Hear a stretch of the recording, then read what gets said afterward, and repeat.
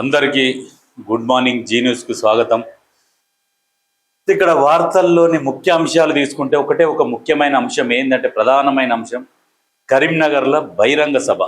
మన ముఖ్యమంత్రి రేవంత్ రెడ్డి గారు, ప్రతిపక్ష నాయకుడు కేసీఆర్ ఇద్దరు పోటాపోటీన బహిరంగ సభలల్లో ఎవరి సభకు ఎక్కువ జనాలు పోయిర్రు, ఎక్కువ ప్రభావితులయ్యారు, అంటే ఎవరు మంచిగా మాట్లాడిర్రు ప్రజలను ఉద్దేశించి అనేది ఒకసారి విశ్లేషించుకుందాం. అయితే ఇక్కడ ఏంది, ఇక్కడ ఫస్ట్ V6 పేపర్ తీసుకుందాం. V6 పేపర్ తీసుకున్నట్లయితే ఫస్ట్ ముఖ్యమంత్రి గారు ఏమంటున్నారు? ప్రతిపక్ష హోదా కూడా దక్కనీయ. ఎందుకు అంటున్నాడు ప్రతిపక్ష హోదా కూడా దక్కనీయ అని అంటే, ఇక్కడ ప్రతిపక్ష నాయకుడు కేసీఆర్ వచ్చేది బరాబర్ మా ప్రభుత్వమే అంటుండు. ప్రతిపక్ష నాయకుడు అనాలనా, లేకుంటే వీళ్ళు బీహార్ నుంచి వలస వచ్చిన దొంగ అనాలనా కూడా అర్థం కావట్లేదు. ఎందుకంటే వీళ్ళకు బీహార్ మూలాలు ఉన్నాయి.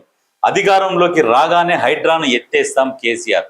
హైడ్రా ఎందుకు వచ్చిందంటే, ఈ దరిద్రుని వల్లనే హైడ్రా వచ్చింది. ఈ దరిద్రుడే గనక 10 సంవత్సరాలు పరిపాలించకుంటే హైడ్రా వచ్చేది కాదు. అయితే అధికారంలోకి రావడం కోసం నానా గడ్డి తింటారు, రకరకాల సంకలన ఆక్తారంటారు చూడు, దానికి ఎగ్జాంపుల్ ఈ కేసీఆర్. వాస్తవానికి అధికారంలోకి రావాలి, ఏం చేసైనా రావాలి. ఆ రోజు పార్లమెంట్లో బిల్లు ప్రవేశపెట్టినప్పుడు, తెలంగాణ బిల్లు ప్రవేశపెట్టినప్పుడు, తెలంగాణ ఎందుకు ఇయ్యాలి, తెలంగాణ ఏం అవసరం, ఇప్పుడు ఉమ్మడి ఆంధ్రప్రదేశ్ మంచిగానే ఉన్నది కదా అని చెప్పేసి అడుగుతారు కదా. ఇప్పుడు మాకు ఇది కావాలంటే ఎందుకు కావాలి అని చెప్పేసి అడుగుతారు కదా. అడిగిర్రు అక్కడ స్పీకర్ గారు అందరూ. అప్పుడు సోనియా గాంధీ ఉన్నారు, కాంగ్రెస్ పార్టీ అధ్యక్షురాలు. అయితే అడిగినప్పుడు ఏం చెప్పిర్రు, ఎందుకు కావాలి తెలంగాణ అంటే దాని గురించి అప్పుడు జైపాల్ రెడ్డి ఉండే కేంద్ర మంత్రి. జైపాల్ రెడ్డి గంటన్నర సేపు అనర్గళంగా చెప్పిండు, తెలంగాణ దేనికి కావాలి, ఎందుకు వెనకబడిపోయింది, తెలంగాణ ఉన్న ప్రజలని ఎందుకు ఎదగనిస్తలేరు, ఎక్కడ చూడు వివక్ష, దాని గురించి ప్రతి విషయము క్లుప్తంగా గంటన్నర సేపు చెప్పిండు. మరప్పుడు కేసీఆర్ ఏడవన్నాడు? ఈ బీహార్ దొంగ ఫామ్ హౌస్లో మందు తాగకుండా వన్నాడు. తెలంగాణ ఇస్తున్నారు అన్న విషయం కూడా తెలియదు. తెలంగాణ ఏడ వస్తుందిలే, ఇట్లనే ఆంధ్రోళన బెదిరించుకుంటా పైసలు వసూలు చేసుకుంటా ఉందామని అనుకున్న వాళ్ళు, కానీ సోనియా గాంధీ దయ తలిచి తెలంగాణ ఇచ్చింది. దయ తలిచి అంటే ఎందుకంటే, తెలంగాణ బిడ్డలు ఎంతో మంది ఆత్మహత్యలు చేసుకుంటున్నారు, బలిదానాలు, ఇవన్నీ చూసి చలించిపోయి ఇంకా ఎన్ని రోజులు. సరే, ఇప్పుడు తెలంగాణ ఇస్తే ఆంధ్రోళ్ళు ఏం చేస్తారు, తెలంగాణలో వాళ్ళకు నష్టం జరుగుతుంది అంట. ఎందుకు నష్టం జరుగుతుంది ఆంధ్రోళ్ళకంటే, తెలంగాణలో దోసుకు తినడానికి అలవాటు పడ్డారు. వాస్తవానికి అంటే ప్రజలు కాదు, రాజకీయ నాయకులు, ఆంధ్ర రాజకీయ నాయకులు తెలంగాణని పెద్ద రాష్ట్రం అయితే దోసుకోవడానికి, రాజధాని హైదరాబాద్ కాబట్టి ఈ చుట్టుపట్టు ఉన్న భూములు మొత్తం కబ్జాలు చేసి లాగేసుకొని రియల్ ఎస్టేట్లు చేసుకోవచ్చు, రకరకాల కంపెనీలు కట్టుకోవచ్చు. అది ఆంధ్రాలో ఉన్నాయి కదా భూములు, అంటే ఆంధ్రాలో ఉన్నాయేమో పంట పండించుకోవచ్చు, ఇక్కడనేమో ఫ్యాక్టరీలు పెట్టుకొని వ్యాపారాలు చేసుకోవచ్చు అనే ఉద్దేశంతోనే ఆంధ్రాలో ఉన్నారు. ఇవన్నీ ఇక ఈ రకంగా దోసుకపోతున్నారు అని చెప్పేసి ఆలోచన వచ్చేసి, అయితే ఎక్కడ కూడా తెలంగాణ ప్రజలు ఏంటంటే చదువుకోలేదు. వాస్తవంగా ఆంధ్ర వాళ్ళతో కంపేర్ చేస్తే మనని తెలంగాణని నైజాం నవాబులు పరిపాలించారు, అక్కడనేమో ఆంధ్ర వాళ్ళనేమో బ్రిటిష్ వాళ్ళు పరిపాలించారు. వాళ్ళకేమో బ్రిటిష్ తెలివి వచ్చింది, మనకేమో నైజాం నవాబుల తెలివి ఉంటుంది. ఇక తింటందుకు తిండికి లేకున్నా కానీ ఎల్లికి బులావంటారు మన దాంట్లో, అట్లుంటుంది అన్నట్టు. అయితే ఈ రకంగా అట్లనే ఇక చదువుకోకుండా కొంచెం వెనకబడిపోయి రాజకీయాలలో ఎందుకులే అనుకుంటా ఉన్నారు. అయితే వీళ్ళు ఇదే ఉమ్మడి ఆంధ్రప్రదేశ్కి ఉన్నప్పుడు ఇక వీళ్ళందరూ ఏం చేశారు, మంచిగా బ్రిటిష్ తెలివి ఉపయోగించి తెలంగాణను మొత్తం చెరబడుతుంటే కొంతమంది చదువుకుంటూ విద్యార్థులుగా ఉద్యమం మొదలుపెట్టారు. మా తెలంగాణ మాకు కావాలి, మీరు ఎవరు, అసలు ఎక్కడి నుంచి వచ్చారు, ఇవన్నీ షురువు చేసారు. ఆ ఆంధ్రోళ్ళ దాంట్లోనే భాగం కూడా కేసీఆర్. అప్పట్లో ఆయన కూడా అందులోనే భాగం దోసుకొద్దినట్లా. ఎందుకంటే వాళ్ళ మూలాలు బీహార్ నుంచి ఆంధ్రకు వలస వచ్చి, ఆంధ్ర నుంచి తెలంగాణకు వచ్చిర్రు వీళ్ళు, చింతమడకకు, కరీంనగర్, ఇట్లా వలసలు వచ్చిర్రు. వలసలు ఎందుకు వచ్చిర్రంటే, వీళ్ళు బీహార్లో ఏదో తీట పని చేసి ఉంటారు, ఆ నుంచి వారిపోయారు, మళ్ళీ ఆంధ్రలో తీట పని చేసారు, తెలంగాణకు వచ్చారు. తెలంగాణలో కూడా తీట పని చేసారు. ఏంది, ఇక బర్దుడలు బయట కట్టేసి పండుకునే బర్దుడలు తీసుకుపోయి అమ్ముకునేది కాలకడాలు అని చెప్పేసి రకరకాల అన్ని బయటపడ్డాయి. వాళ్ళ దోస్తులు ఇవన్నీ చెప్పిర్రు. ఈ అంతా జరుగుతున్నది. లాస్ట్కి ఎంత అసలు తెలంగాణ గురించి మొత్తం ఆలోచన చేస్తే ప్రజలు నానా ఇబ్బందులు పడుతున్నారు. అసలు వీళ్ళకి ఉద్యోగాలు కూడా లేవు. ఉద్యోగాలు కూడా వాళ్ళే ప్రైవేట్ కంపెనీలు పెడితే కంపెనీలలో కూడా ఉద్యోగులు ఆంధ్ర వాళ్ళే. మరి తెలంగాణ ఇంత వివక్షకు గురవుతుందనే ఒక కోణంలో ఆలోచన చేసి సోనియా గాంధీ తెలంగాణ ఇవ్వాల్సిందే అని చెప్పేసి పార్లమెంటు దర్వాజాలు బంద్ చేసి తెలంగాణ అనౌన్స్ చేసిరు ఆ రోజు. ఇది వాస్తవం. ఇది కేసీఆర్ ఫామ్ హౌస్లోనే ఉన్నాడు. కేసీఆర్కి కూడా తెలియదు. ఇక అక్కడ అనౌన్స్ చేసినాక ఇక్కడ పండగ చేస్తారు. కానీ నిజంగా కాంగ్రెస్ వాళ్ళ పొరపాటు ఏంటంటే తెలంగాణ ఇచ్చింది కాంగ్రెస్, మరి ఇచ్చిన దాన్ని వీళ్ళు సరిగ్గా ప్రజలకు తీసుకపోలేకపోయేసరికి దాన్ని కేసీఆర్ క్యాచ్ చేసుకొని మీడియాలో కొంతమందికి డబ్బులు ఇచ్చి కేసీఆర్ ఉద్యమం వల్లనే తెలంగాణ వచ్చింది అనే ప్రచారం చేసుకున్నాడు బాగా. ఆ ప్రచారం చేసుకొని ఇక అప్పుడు ఏం చేసిండు, తెలంగాణ ఇస్తే కాంగ్రెస్లో మెర్జ్ చేస్తాం అని చెప్పిండు బీఆర్ఎస్ని. అప్పుడు టీఆర్ఎస్ ఉండే.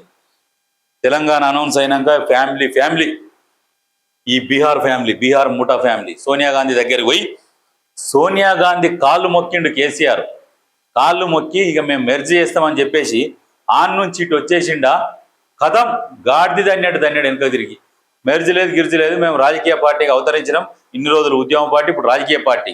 ఈ దొంగల తెలివి అని వచ్చేసి పోటీ చేసి అప్పుడు ప్రచారంలో ఏం చేసిండు, మనని మనమే పరిపాలించుకుందాం, బంగారు తెలంగాణ చేసుకుందాం, ఈ కళ్ళబొల్లి మాటలు చెప్పి అధికారంలోకి వచ్చిండు.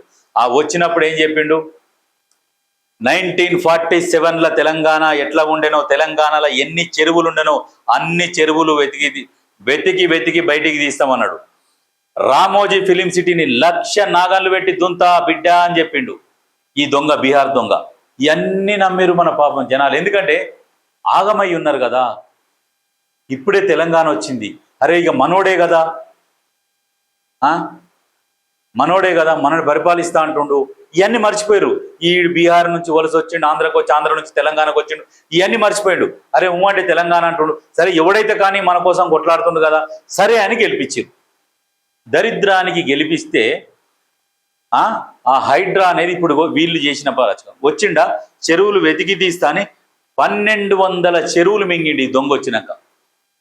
ఆ 1,200 చెరువులు మింగితే కరువు వచ్చింది, వర్షాలు లేవు, గ్రౌండ్ వాటర్ మొత్తం తగ్గిపోయింది. 500, 1000, 1,500 ఫీట్లు వేయాల్సి వస్తుంది బోర్లు. ఈ దరిద్రుడు రాకముందుకు 500 ఫీట్లలో గడ్డ హిల్స్ ఉన్న ఏరియాలలో పడుతుండే. ఇప్పుడు ఆ 500 ఫీట్లకు కూడా నీళ్ళు వస్తలేవు. 1000, 1,500 ఫీట్లు వేస్తేనే బోర్ వేస్తేనే నీళ్లు పడుతున్నాయి. అటువంటి పరిస్థితి వచ్చింది ఈ దరిద్రుడు వచ్చినాక. మళ్ళా ముచ్చట్లు చెప్తుండు, హైడ్రా ఏం లేదు, బోర్డ్రా లేదు, మేము వస్తే తరిమేస్తామట. ఈ దొంగనే కబ్జాలు చేసి ఈ దొంగలే అమ్మిరు. ఎవరైతే ఇప్పుడు బాధితులు బాధపడుతున్నారో వాళ్ళు ఈ దొంగల దగ్గరికి వచ్చిరు. మీరు అమ్మితిరి అధికారంలో ఉన్నప్పుడు, మరి ఇప్పుడు వీళ్ళని కూలగొడుతురు, ఏంది పరిస్థితి అని అంటే ఈ దొంగ ఏమంటాడంటే పేదల ఇండ్లు కూలగొడుతుంది హైడ్రా అంటుండు. హైడ్రాకు బ్రహ్మరథం పడుతున్నారు జనాలు. ఇప్పుడు చెరువులు ఉన్న చెరువులను కూడా కాపాడే పరిస్థితి లేకుండా ఉండే వీళ్ళ ప్రభుత్వంలో. అందులో చెత్తేసుడు, ఏడన్నా ఇల్లు కూలగొడితే తీసుకురావాలి, అందులో పోడు, జరుపుకుంటా ఇట్లా మొత్తం చెరువులు కబ్జా చేసింది, 1,200 చెరువులు. అయితే ఇప్పుడున్న ప్రభుత్వం ఏం చేసిందంటే ఈ చెరువులు కబ్జాకు గురవుతున్నాయి, కాపాడాలి, గ్రౌండ్ వాటర్ తగ్గిపోతుంది.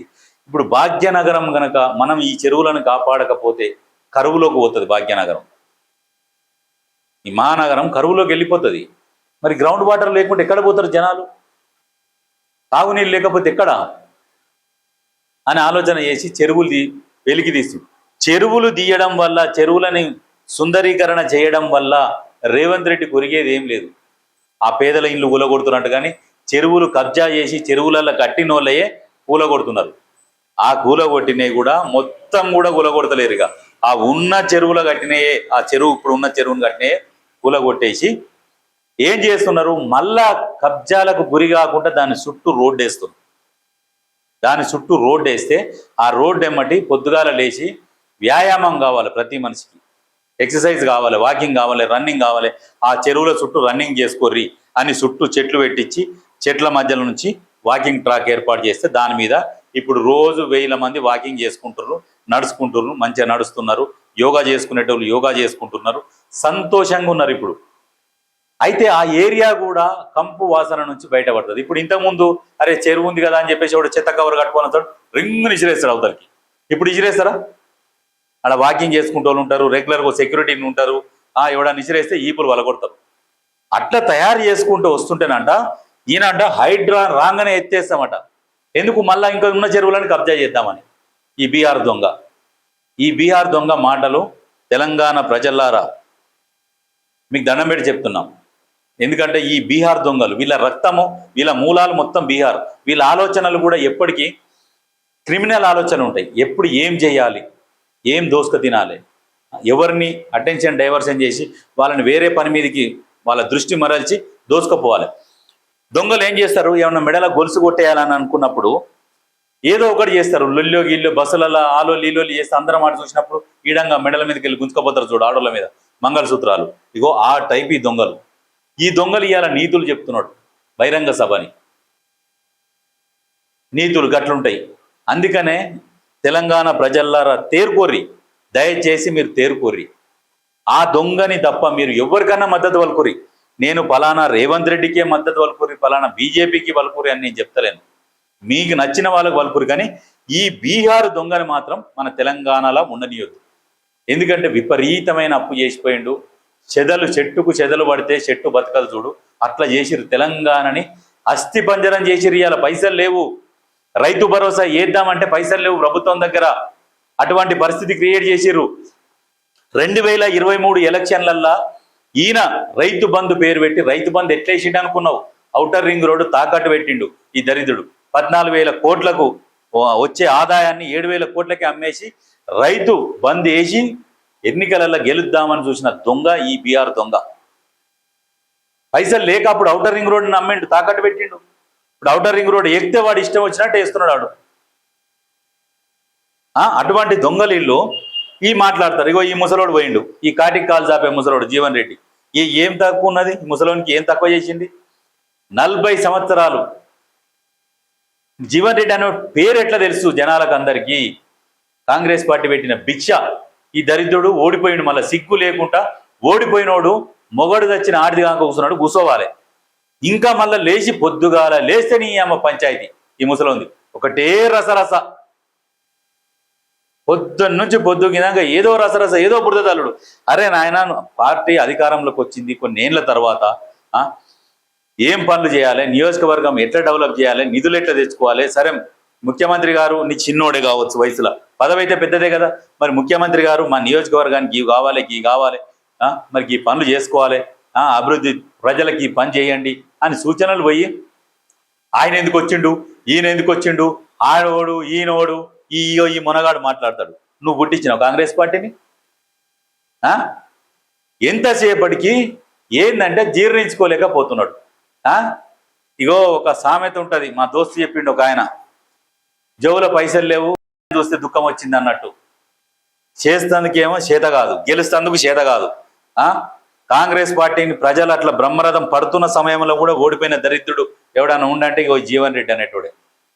అలా ఓడిపోయి ఇంకా మూసుకొని కుసోక పొద్దుగా లేస్తే ఆయన ఎందుకు వచ్చిండు, ఈయన ఎందుకు వచ్చిండంటే, అరే వాళ్ళ నియోజకవర్గం అభివృద్ధి కోసము ప్రజాపాలన ప్రభుత్వంలో భాగస్వాములు అవుతున్నారు. అయ్యి వాళ్ళ నియోజకవర్గాన్ని డెవలప్ చేసుకుందామని ఆలోచనతో వస్తే ఆయన వస్తే నేను రానంటే నిన్ను బతిలాడతారా? ఇక నీ కాళ్ళ కిందంగా మెడల కిందంగా నీ కాళ్ళల్లో తలకాయ పెట్టి నిన్ను భుజాల మీద ఎత్తుకొని నడిపియాలి. ఇక నువ్వు ఎవరెస్ట్ శిఖరాన్ని ఎక్కినవు అని చెప్పేసి సిగ్గుండాలి. మళ్ళీ ఈయన పోయి ఈయన ఎట్టి కండువ కప్పుకుంటుండు. ఆ ముఖంలో ఏదన్నా కళ ఉందా? కనీసం ఆ కండువ కప్పుకునేటప్పుడు నవ్వన్నా, ఎందుకు వస్తిరా కర్మానికి ఇళ్ళకు, ఇవాళ ఒక్కరోజే నా పండుగ, తెల్లారి నుంచి ఏముండదు అన్నట్టున్నది. మేకను కూడా పోలేరమ్మ దగ్గర పొట్టేళ్ళది ఎట్లా ఉంటుందంటే, పొట్టేళ్ళది హడావుడి ఉంటుంది, ఆ పొట్టేళ్ళకి తెలియదు ఇక నన్ను బలిస్తారని. ఇక దానికి దండేస్తారు, నీళ్లు చల్లుతుంటారు, పసుపు రుద్దుతుంటారు, బొట్టు పెడుతుంటే నాకు సేవ చేస్తుర్రు అని అనుకుంటుంది పొట్టేలు. లాస్ట్కి తలకాయ కొట్టేసిందాక తెలియదు దానికి, అమ్మ నన్ను బలి తీసుకురని. ఇగో సేమ్ ఇది కూడా అంతే. అయితే మీరు 1000 జనమలు ఎత్తినా కేసీఆర్ చావాడు. ఇంకొకటి ఇలా నువ్వు 1000 జనమలు ఎవడు ఎత్తని అవసరమే లేదు. నువ్వు ఏమన్నా దాగొచ్చినావా? నువ్వు దొంగవు కదా, బీహార్ దొంగవు చీకట్ల. మరి ఏం దాగొచ్చినావో తెలియదు. అంటే 1000 జన్మలు ఎత్తినా కేసీఆర్ చావాడు. ఈ భారీ డైలాగులు కొట్టే తెలంగాణ ప్రజలను మోసం చేసిన ఈ బీహారీ దొంగ, ఈ బీహార్ రాష్ట్ర సమితిది. తెలంగాణకు సంబంధం లేడు, ఆ కుటుంబమే సంబంధం లేదు. కాంగ్రెస్ పాలన అంతా స్కాములు, కబ్జాలే. ఇగో ఈ దొంగన మాట్లాడేది. ధరణి పోర్టల్ తీసుకొని వచ్చిన దొంగ ఎవడు? ఆ ధరణి ప్రభుత్వ భూములు ప్రైవేటు భూములుగా అయినాయి. భూములు సరే, ఇటు ప్రైవేటు భూములు ఉదాహరణకు ఎగ్జాంపుల్, ఓ 1,00,000 ఎకరాలు ఇటు ఉన్నాయి, ఓ 1,00,000 ఎకరాలు ఇటు ఉన్నాయి. భూమి ఏమైందంటే ప్రభుత్వ భూమి 1,00,000, ప్రైవేటు భూమి 1,00,000 ఎకరాలు. అయితే ప్రైవేటు భూమి 1,50,000 ఎకరాలు అయింది, ప్రభుత్వ భూమి 50,000 ఎకరాలు అయింది. ఎట్లా అంటే ప్రభుత్వ భూమిని కబ్జా చేసిరు కదా. టోటల్ రికార్డు తీస్తే ప్రభుత్వ భూములు మొత్తం ప్రైవేట్ పరం అయిపోయినాయి ఈ దరిద్రుని పాలనల. దేవాదాయ భూములు, భూదాన్ యజ్ఞ బోర్డు భూములు, అసైన్ ల్యాండ్స్, ప్రతిది. మళ్ళీ ఇంకొక విషయం క్లియర్గా చెప్తా మీకు. ఎక్కడనైతే ఒక సర్వే నెంబర్ తీసుకుందాం, ఉదాహరణకు ఒక సర్వే నెంబరు ఒక 621, 500 సమ్ ఏదో నెంబర్ అనుకోరు ఒకటి. ఆ సర్వే నెంబర్ల యాక్చువల్గా భూమి ఎంత ఉంటుంది? ఒక సర్వే నెంబర్ల ఒక 500 ఎకరాలు ఉంటుంది అనుకుందాం. ఒక సర్వే నెంబర్లో 500 ఎకరాలు ఉంటే ఈ దొంగలు ఏం చేసిర్రంటే 1000 ఎకరాలు చేసిరు దాన్ని. ఆ సర్వే నెంబర్లో 1000 ఎకరాలు చేసి మరి మిగతా 500 ఎకరాలు భూమి ఎక్కడిది? భూమి లేదు, ఓన్లీ పట్టదారు పాస్బుక్లు ఇచ్చిండు. ఆ పట్టదారు పాస్బుక్లు ఎవరికి ఇచ్చిరంటే వీళ్ళకి వెనకంగా జై కొట్టే పట్టెగాన్లకు. పొద్దుగా లేచి సరికాలు పిర్రలు తలిగేదానికి కురుకుతారు కదా, ఆ పట్టెగాన్లకు ఆ 500 ఎకరాలు ఇట్లా చేసిరు. మనిషికి 10 ఎకరాల చొప్పున. అట్లా నేను ఒక్కటే సర్వే నెంబర్ అని చెప్తున్నా, కానీ ప్రతి దగ్గర ఇట్లా 1000 ఎకరాలు చేసిరు. వాళ్ళకు ఎందుకు? వాళ్ళకు రైతు బంధు వేపియాలి. ఆ ఆలోచనతోని ఈ రైతు బంధు వేపిస్తే మన కింద పడి ఉంటాడు. నెలకి నీకు ఇంత వస్తున్నాయి కదా, ఇక నువ్వు రోజు చెప్పని నీకు, ఇక మళ్ళీ నువ్వు ఎడిపోయేది లేదు. వాడిని ఆ గడిలో కట్టేసారు అన్నట్టు, ఆ దొరల గడిలో కట్టేసిరు. అట్లా చేసుకుంటూ వచ్చిరు అన్నట్టు. చేసుకుంటూ వస్తే మొన్న సిరిసిల్లలో దొరికిరు దొంగలు. దొంగితే కలెక్టర్ దగ్గర లొంగిపోయారు, ఆ పాస్బుక్లు అప్పచెప్పారు. మొన్న ఏడా హకీంపేట, దాన్ని ఏమంటారు, లగచెర్లలో కూడా సేమ్ కోవిడ్ పాస్బుక్ ఇవ్వాలి, నష్టపరిహారం కింద తీసుకోవాలంటే పాస్బుక్లు తెచ్చిస్తారు. భూమి ఏడు ఉందిరా అంటే తెలియదు, ఒకనొకనికి భూమి తెలియదు, కానీ రిజిస్ట్రేషన్లు చేసుకోరు. ఆ లొల్లి పెట్టింది కూడా ఈ దొంగలు లొల్లి పెట్టి రాయాల. అసలైన లబ్ధిదారులు అందరూ మంచిగా సక్రమంగా భూములు ఇచ్చిరు, పైసలు తీసుకురు, లబ్ధి పొందిరు. కానీ నొప్పి ఎవరికి లేచిందంటే, లాస్ట్కు ఫైనల్గా ఈ దొంగ పట్టదారులకు నొప్పి లేచింది. అసలు వాళ్ళేమో సైలెంట్ గుర్రు, వీళ్ళకి నొప్పి లేచి రోడ్డు మీదకి వచ్చి లొల్లిపెట్టుడు. ఒకడైతేగా ఈ బరివాతలు నిలబడి రాసుకున్నాడు. ఏ రైతులకు అన్యాయం జరుగుతున్నారా ఇప్పుడు పోయి చూడుర్రా, లగచెర్ల అక్కింపేటలో ఇప్పుడు పోయి చూడుర్రి.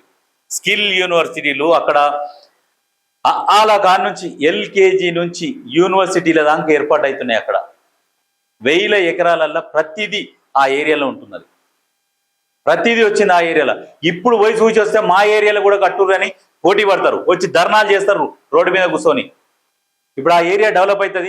ఇంకొక సంవత్సరం 2 ఏళ్ళల్లో అయినాక అప్పుడు చూడురు, మీకు తెలుస్తుంది. అప్పుడు ఒకరికొకరు కనిపిస్తుంది, అరే అమ్మ రేవంత్ రెడ్డి దయచేసి మా ఏరియాలో కూడా ఇటువంటిది ప్లాన్ చేయర్రి, మేము భూములు ఇస్తేందుకు సిద్ధంగా ఉన్నామని అందరు ముందరికి వస్తారు. ఒక్కసారి పోయి చూడురు మీరు, లగచెర్లలో ఇప్పుడు పోయి చూడుర్రి, మీకు అర్థమవుతుంది. అంటే ఒక విజన్ తోని పనిచేస్తున్నాడు. మనం ఎవరిని కూడా ఎట్లా పడితే అట్లా అనొద్దు, నోటికి ఏదొస్తుంది. ఈ బీహార్ దొరల అహంకారం ఎట్లా ఉంటుందంటే, మేమే పరిపాలించాలి, మాకంటే తక్కువ జాతి తక్కువ కులస్తుడు పరిపాలించొద్దు అనే అహంకారం ఉంటుంది వీళ్ళకు. అసలు వీళ్ళకు తెలంగాణతోని సంబంధం లేని దరిద్రులు ఎవరంటే వీళ్ళే.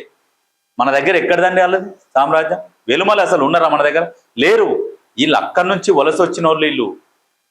అర్థం చేసుకోరి. మన దగ్గర కాపులు, రెడ్లు, బీసీ కులాలు ఇవే ఉన్నాయి, కానీ ఈ ఎలమలు లేరు.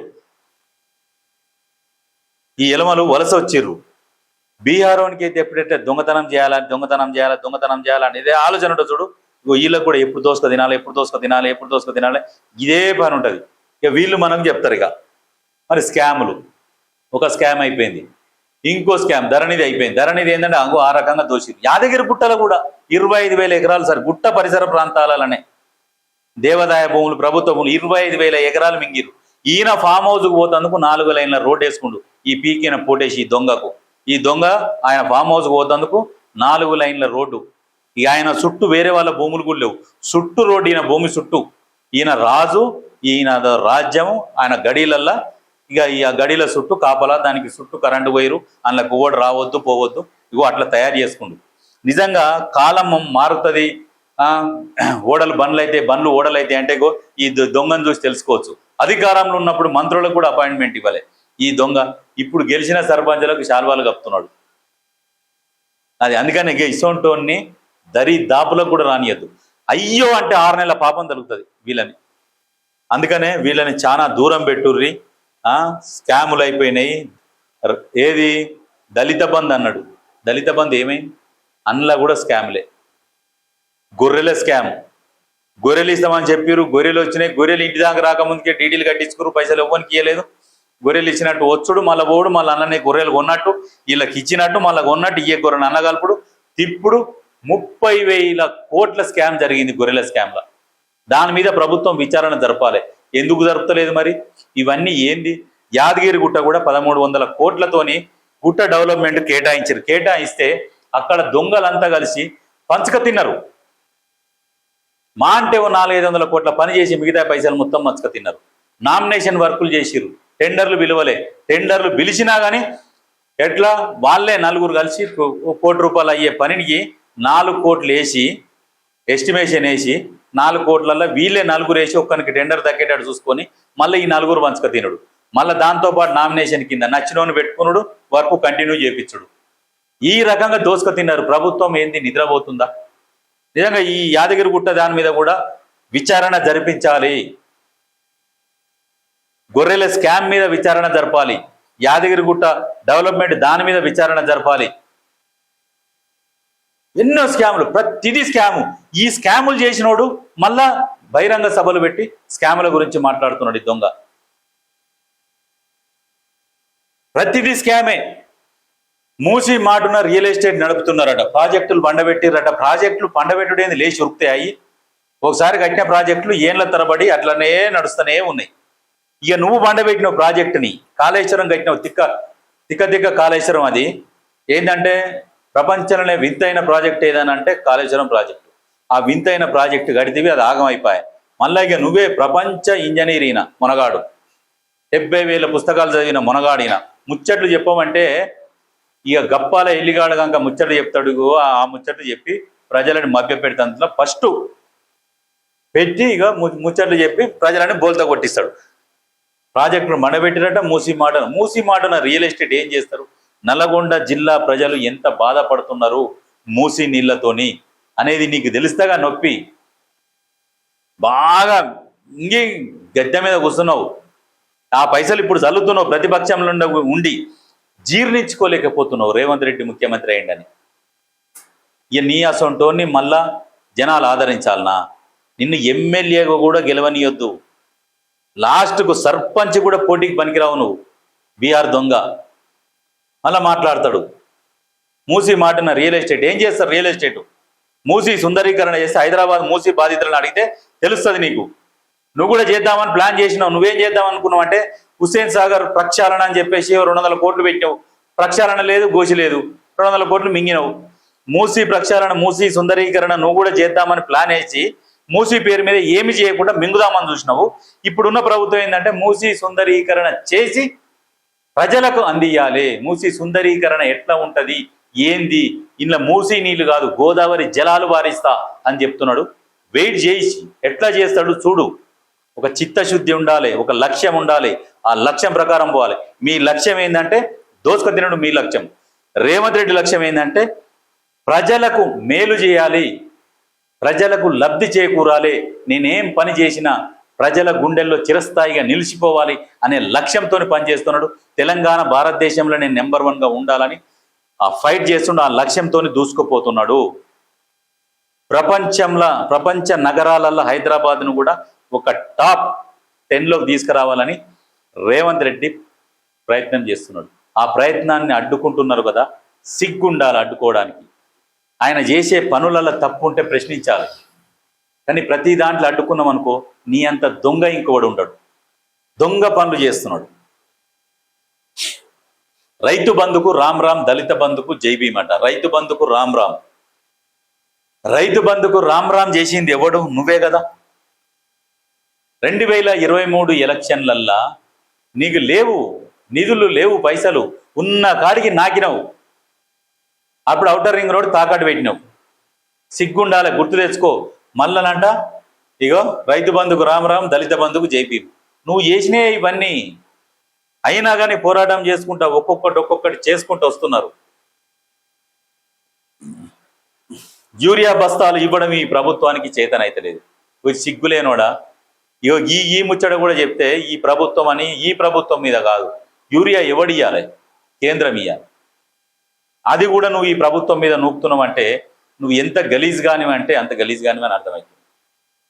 ఎందుకు ఇట్లా మాట్లాడుతున్నామంటే ప్రతిపక్ష నాయకుడు కదా, మర్యాద ఇయ్యాలి కదా, ఒక మాజీ ముఖ్యమంత్రి కదా అంటే మంచి చేసినోడు మీద వేసినా కడుక్కుంటాం.